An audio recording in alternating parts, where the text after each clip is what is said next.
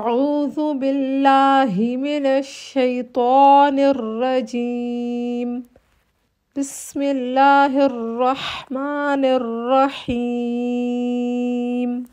آج کی کلاس میں ہم آیت نمبر 8 کا اجرا کرنا سیکھیں گے۔ آیت نمبر 8 کو تمام رولز اور ریگولیشن کے ساتھ سیکھیں گے۔ آئیے شروع کرتے ہیں آیت نمبر 8 کا اجرا۔ حمزہ کے نیچے زیر ہے، زیر کو ہم بغیر کھینچے بغیر جھٹکا دیے معروف و متوسط طریقے سے پڑھتے، لیکن آگے نون مشدد حرف 2 بار پڑھا جاتا ہے، ایک بار اپنے سے پہلے والے حرف کی حرکت سے مل کر اور دوسری بار اپنی حرکت کے مطابق، اور مشدد حرف کو ہم مضبوطی اور جماؤ کے ساتھ پڑھتے ہیں، اور نون مشدد میں حرکتین مقدار غنہ بھی کرتے ہیں، جیسے حمزہ نون زیر ان،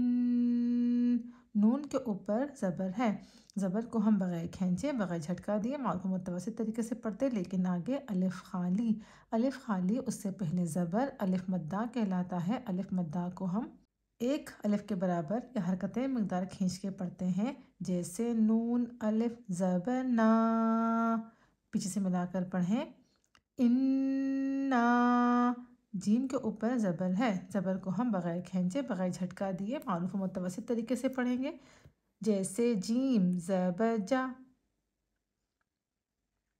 عین کے اوپر زبر ہے، زبر کو ہم بغیر کھینچے بغیر جھٹکا دیے معروف و متوسط طریقے سے پڑھتے، لیکن آگے لام ساکن حرف ہمیشہ اپنے سے پیچھے والے حرف کی حرکت سے مل کر پڑھا جاتا ہے، جیسے عین لام زبر عل، پیچھے سے ملا کر پڑھیں جعل، نون کے اوپر زبر ہے،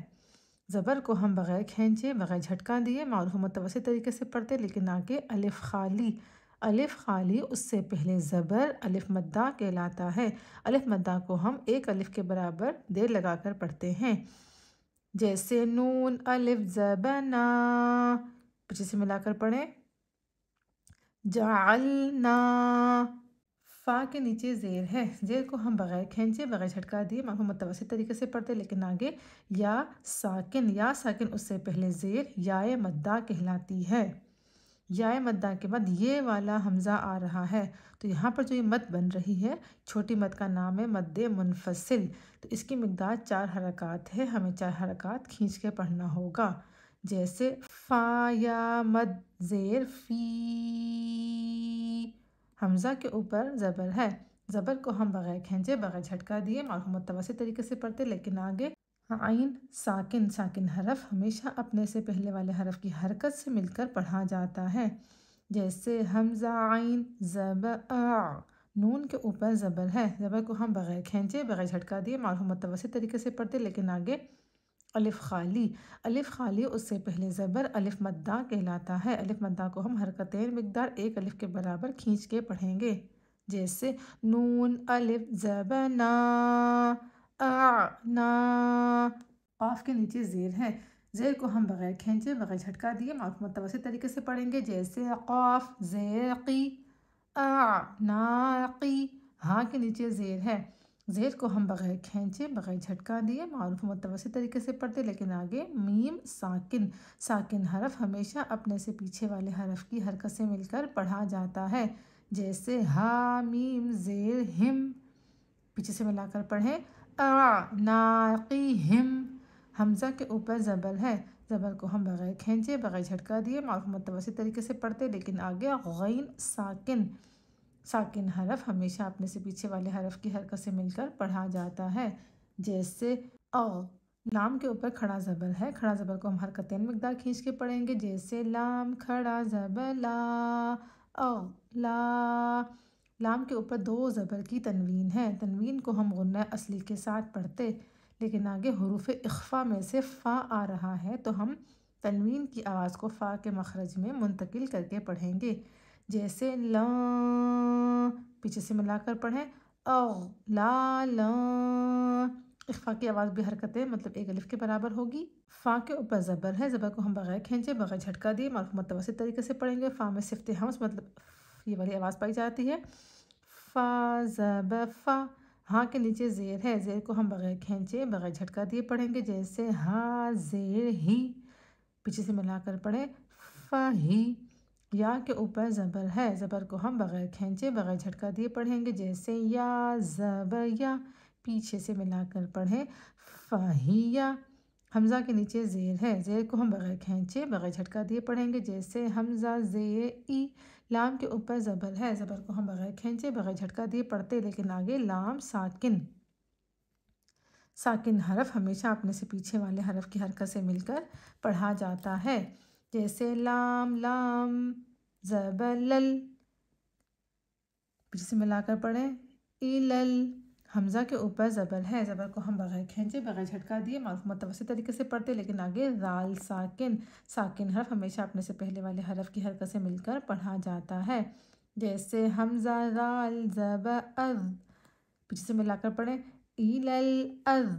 قاف کے اوپر زبر ہے، زبر کو ہم بغیر کھینچے بغیر جھٹکا دیے پڑھتے، لیکن آگے الف خالی۔ الف خالی اس سے پہلے زبر الف مدہ کہلاتا ہے۔ حروف مدہ میں جب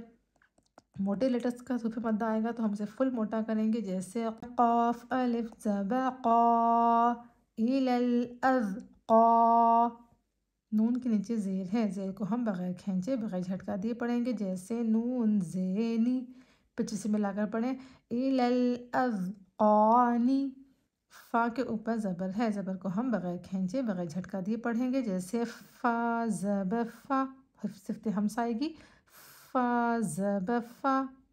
ہاں کے اوپر پیش ہے، پیش کو ہم بغیر کھینچے بغیر جھٹکا دیے معروف متوسط طریقے سے پڑھتے، لیکن آگے ملانے والی علامت میم ساکن ہے۔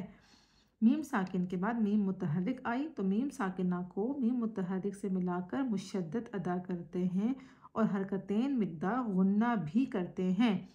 جیسے ہم، پیچھے سے ملا کر پڑھیں فہم۔ میم کے اوپر پیش ہے،